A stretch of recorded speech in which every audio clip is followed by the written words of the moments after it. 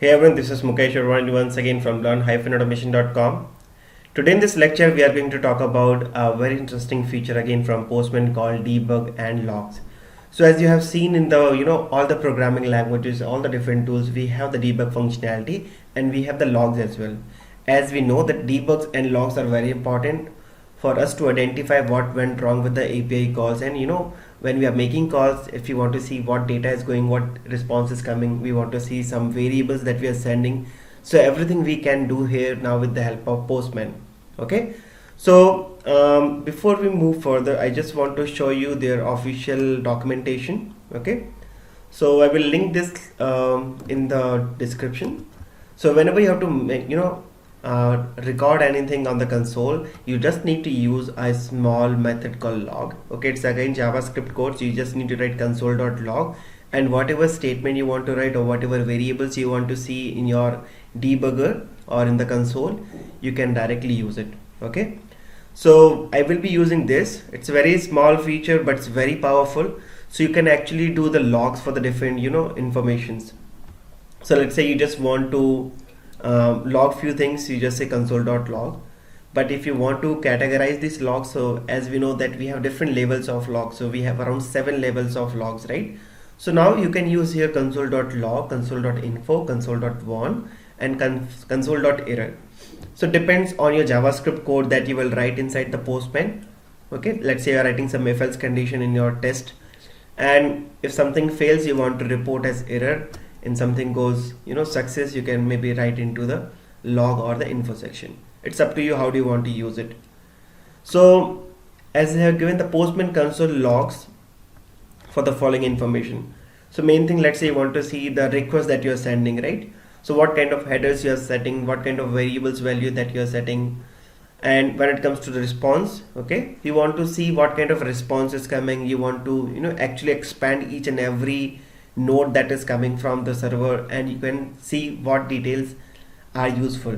Okay, the proxy configuration certificate and all the information about the network, okay, which includes the host address, IP address, protocols, everything.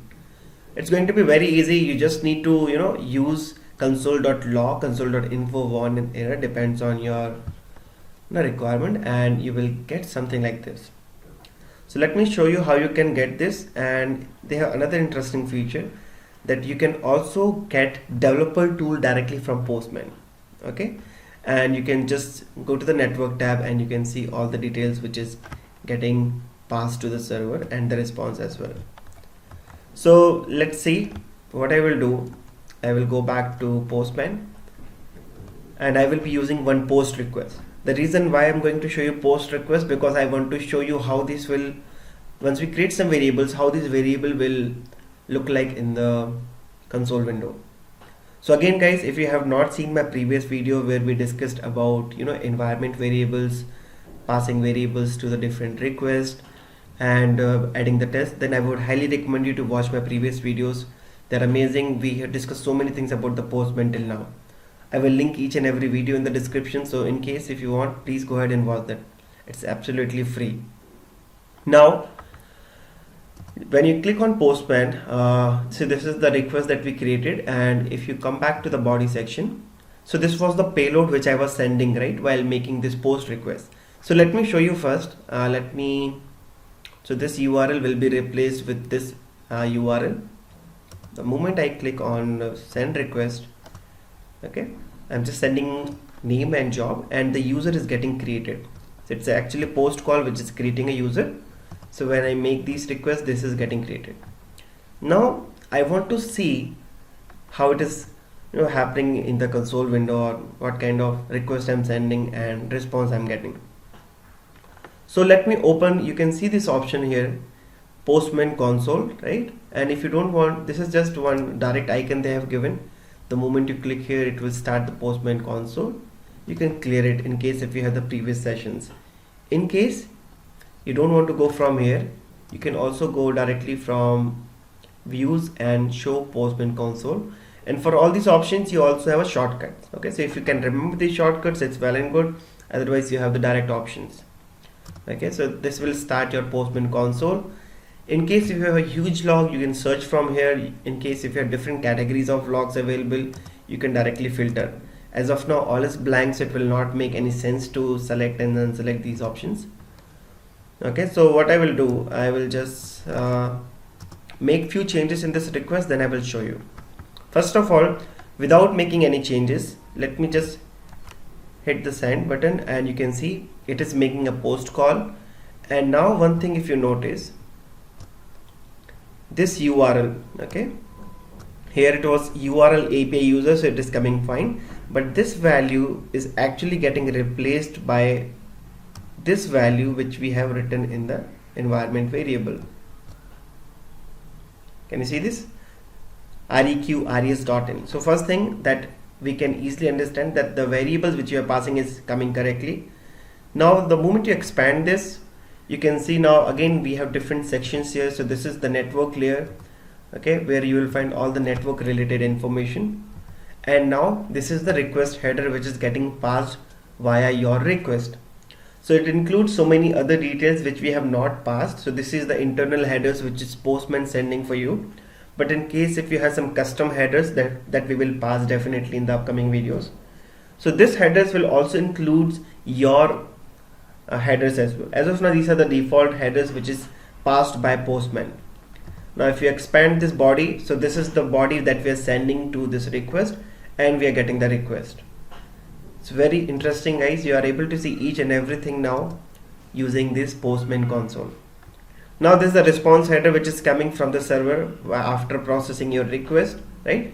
So again, these informations are, you know, some additional information. You might not have your information right now, but once you move forward, let's say you are sending some request, you're expecting a token, you will find all the token values and all the necessary details under response body. So it is just a header. So right now you can see the content type which is expected is JSON, but in response body, whatever response you're expecting, right? So we are expecting this user has to be created, and the main thing I want to capture the user ID. So this is what I need, and this is what it is able to capture. Fine. So this is how internally it is capturing without making any changes in your request. So we are not making changes. It is just we are opening Postman console. We're able to see each and everything. Now, once I clear this, okay, again if you don't clear, you will see all the logs will get appended and you will see a huge log. So just for demo purpose I'm clearing it, but in case if you don't want to clear, it's up to you. Now I want to make few changes, and that changes I want to see in the response, and actually I want to see how it is getting passed to the server. So I'm going to write a small JavaScript code, okay? In case if you're not familiar with JavaScript, that's fine. You can follow this step by step what I'm telling you, and it will be same for you as well. In case if you're interested in JavaScript, maybe you can Google it. Soon I'm coming with JavaScript tutorial, so we will discuss each and everything about JavaScript as well. So as of now, I'm going to declare a small variable, okay? So I'm just going to use var, and I'm going to use a small name variable, and this name I will replace with my name, okay? Let's say Mukesh Postman. Now I want to see, or I want to pass this variable in my body, okay? So you can see the variable name is name. So in the body I cannot directly pass as a name, okay? Why? Because it is just a variable. I need to tell my Postman that we have a name variable that you want to use in the body. So first of all, we cannot directly use it. So we need to set a global variable or an environment variable, then we can use it. Fine. So you can see here, I can see one option called set a global variable. So here I need to set a key, here I need to set the value, and then I can use this global variable anywhere in my request. It can be in body, it can be in header, it can be in any other section. So what is the name? Name is actually the variable value that I want to pass. So I will keep it here. Fine. Now what is the key? Key is up to you. What key you want to use? Make sure it is unique. So I will say, let's say username. So another interesting thing which I want to show you that the moment you click here, right now you can see I have two global variables. One is URL, one is variable key. This we have discussed in the previous videos, guys. What is global variable, what is environment variable, what is the difference. So again, if you have not seen my videos, I would recommend you to watch that videos. They are very useful for real times as well. So right now, as you can see, I have two variables. The one I'm going to set right now through script is this one, which is username. And I also want to see in my console, so I will say console.log, okay, and in double quotes I will say name, which is going to set